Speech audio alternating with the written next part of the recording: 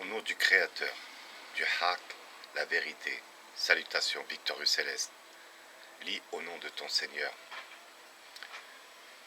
Je vais passer des infos à la frappe sismique et on commence sans plus tarder par la métaphore dans le Coran. Définition de la métaphore, ces différentes espèces. Le Coran, à la fois livre saint, code religieux et civil, pour les adeptes de la religion de Mohammed, paix et bénédiction sur lui et sa famille, jouit auprès des musulmans d'un prestige tel que très peu d'œuvres dans la littérature universelle en ont connu de semblables. Ce prestige ne tient pas seulement au caractère sacré de ce livre, mais aussi à la qualité de son style. Celle-ci s'impose même à un islamisant comme le père l'amène assez peu équitable à l'égard de l'islam, et qui, cependant, juge ainsi le Coran. Ouvrez les guillemets. Au point de vue philologique, le style est d'une remarquable perfection. Dans la première œuvre en prose de la littérature arabe.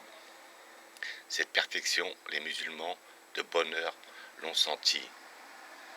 C'est même pour eux un dogme, secondaire sans doute, mais partout admis, que de reconnaître dans ce texte divin une œuvre parfaite, inimitable. C'est ce qu'il appelle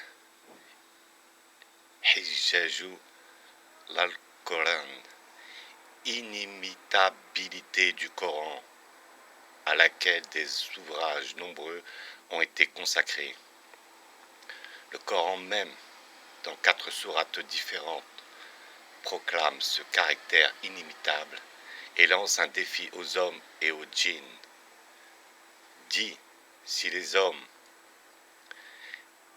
et les djinns se mettaient d'accord pour produire un pareil Coran, ils ne le pourraient pas, même en s'aidant les uns les autres. Toute une littérature en langue arabe traite du style coranique. Avant d'en parler, il paraît à propos d'établir une correspondance claire entre les termes français qui désignent les différentes figures de rhétorique et les termes employés dans les ouvrages arabes. Quelle est d'abord la définition précise de la métaphore? Quels sont les principaux problèmes qu'elle soulève et qu'un auteur de notre époque vient d'envisager sous un angle tout différent de celui des rhétoriciens classiques? Quels sont enfin les autres tropes apparentés à la métaphore qui doivent par conséquent être classés dans notre travail à côté d'elle? Question préliminaire auxquelles il convient de répondre immédiatement. Aristote définissait la métaphore par le transfert d'un nom emprunté ou bien du genre à l'espèce, ou de l'espèce au genre, ou de l'espèce à l'espèce, ou par analogie. Il convient de noter que c'est le sens du mot nom ou verbe qui est transféré et non pas le mot lui-même. Quand on dit, par exemple, cet homme est un lion, le mot lion est un simple signe représentant non point l'animal qui porte ce nom, mais un être quelconque plein de courage, de force, d'élan, etc. Pour Cicéron, la métaphore est un emprunt à défaut du terme propre. On prend d'ailleurs ce qu'on ne possède pas soi-même. Cela est vrai pour certaines métaphores. Les bras d'un fauteuil, par exemple, mais non pour toutes les métaphores. Vos femmes sont pour vous un labour. Hâte, allez à votre labour quand vous le voulez. Parmi les modernes, Ernest Elzer écrit la forme métaphorique ajoute à une proposition A une proposition analogue comparable B, ou bien elle remplace A directement par B. Pour cet auteur, la métaphore serait uniquement liée au substantif. Cette opinion est fort discutable. Le verbe peut lui aussi donner naissance à la métaphore, brûler de désir. Pour Marouzeau, la métaphore est un procédé d'expression considéré comme le transfert, grec métaphora, d'une notion abstraite dans l'ordre du concret, par une sorte de comparaison abrégée ou plutôt de substitution. Ainsi, dit-on, une plaisanterie mordante. Cet exemple répond parfaitement à la définition donnée. Toutefois, il faut noter que le transfert ne se fait pas toujours d'une notion abstraite dans l'ordre du concret. Il peut également se faire du concret au concret. Et Dieu dit, pour vous, de la terre, un tapis. Pour Conrad, la métaphore est aussi un transfert, mais c'est un transfert qui fait abstraction de certaines différences, s'appuie sur certaines ressemblances, répond à certaines intentions.